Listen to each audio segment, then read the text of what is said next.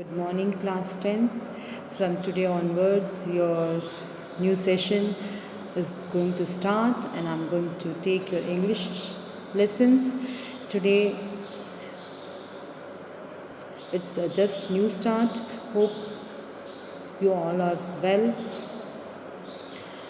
I'm today just going to give a general basic introduction about your subject, books, and a general topic, a little topic discussion about a grammar subject today. So you have again the same pattern of two books which you had last year in 9th. This year the book name has been changed for 10th standard. It is First Flight and Footprints Without Feet. Last year you had two books, that was Beehive and Moments. This year in class 10th you have two books again. The name is First Flight and Footprints Without Feet. So we will have the lessons start within few days, but for few days I am going to take your grammar classes. First, today just a brief introduction, a video lecture about the grammar, what you have this year. And this year you have term wise chapters divided, term 1 and term 2. So term 1 and term 2 syllabus we will discuss later. The grammar topics mainly you have is tenses, subject verb concord or agreement, modals, determiners, reported speech, command and request, statements and questions. These are the types which you are going to have this year in your grammar portion. So tenses, you all are familiar about what is a tense. We will also connect both the things, the subject verb concord and the tense together, but today I am just going to give a brief introduction about the topic subject verb agreement. What is a subject verb agreement actually is?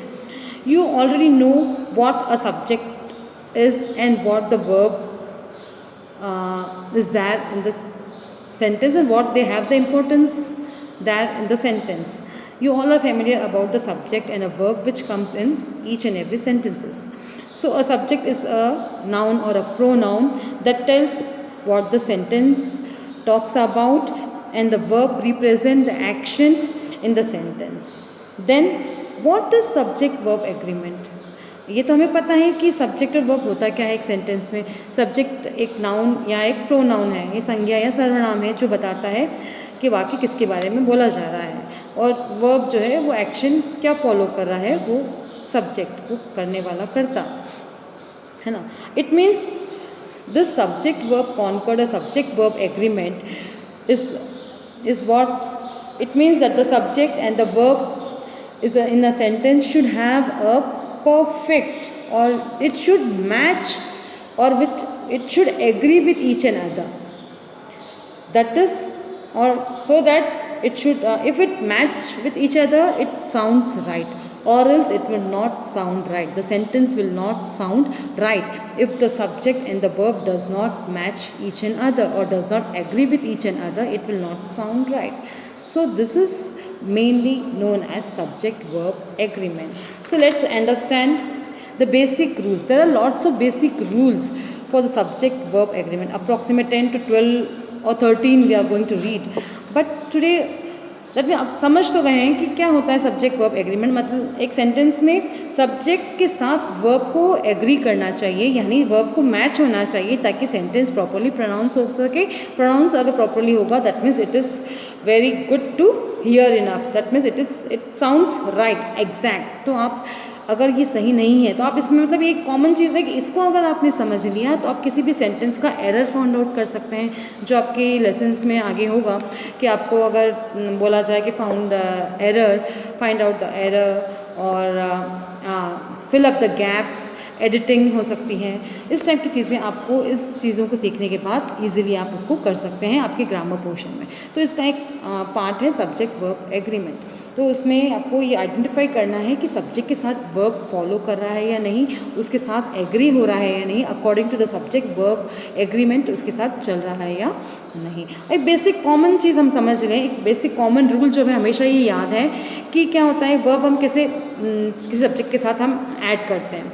The verb and the subject must agree in numbers. Number यानी singular और plural. एक commonly हमने हमेशा ही देखा है, tense पढ़ते समय भी इसको हम फेमिलियर है इस चीज़ से कि जब सब्जेक्ट को देखकर अगर हमें इसमें वर्ब इंसर्ट करना होता है तो हम देखते हैं कि सब्जेक्ट सिंगुलर फॉर्म में है या प्लूरल फॉर्म में है.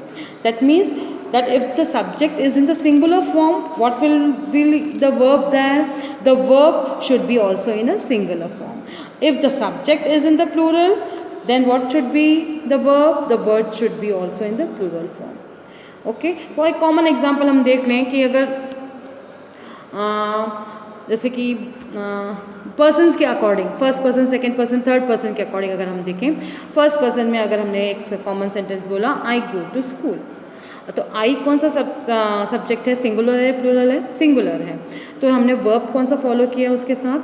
वर्ब भी हमने सिंगुलर फॉलो किया, गो, आई गो टू स्कूल, है ना. अगर इसमें अगर हमने सेकंड पर्सन देखा, यू, यू क्या होगा? यू प्लूरल है,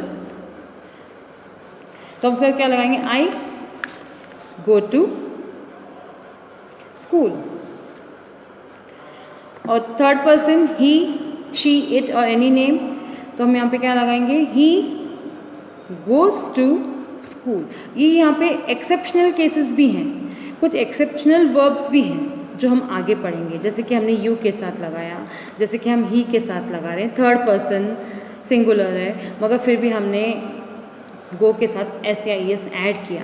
ये सारी रूल्स जब हम आगे पढ़ेंगे इस सब्जेक्ट वर्ब एग्रीमेंट के साथ, हम नेक्स्ट रूल्स को फॉलो करेंगे तो हमें पता चलेगा कि क्यों ऐसा हमें इंसर्ट करना चाहिए और कहाँ हमें एक्सेप्शनल केसेस हैं जहाँ पर वर्ब सिंगुलर हो या वर्ब अगर प्लूरल हो तो भी हम सिंगुलर एसेट करते हैं. किसी फ्रेज़ के अकॉर्डिंग या किसी क्लॉज के अकॉर्डिंग अगर कुछ फ्रेज़ आ गया उसके आगे ऐसा, तो हम फॉलोअप वर्ब को ना, फॉलोअप सब्जेक्ट को ना देखते हुए उसके पहले वाले जो फ्रेज़ वर्ड्स के अकॉर्डिंग हम उसको वर्ब को इंसर्ट करते हैं. ये सब चीज़ें हम आगे अगले रूल्स में इसके बारे में आगे हम पढ़ेंगे. ये जनरल आपको मैंने बताया एग्जाम्पल कि सिंगुलर फर्स्ट बेसिक रूल है कि ये किससे जाएगा? ये नंबर्स के हिसाब से ये चेंज होगा. जैसे सिंगुलर सब्जेक्ट है तो सिंगुलर वर्ब, प्लूरल सब्जेक्ट है तो प्लूरल वर्ब. ये फर्स्ट कॉमन बेसिक रूल है सब्जेक्ट वर्ब एग्रीमेंट का. और आगे और हम सब्जेक्ट वर्ब एग्रीमेंट के बारे में एलॉबरेटली बोर्ड द्वारा आपके साथ डिस्कशन इसके आगे वीडियोज़ में हम कंटिन्यू करेंगे. Thank you.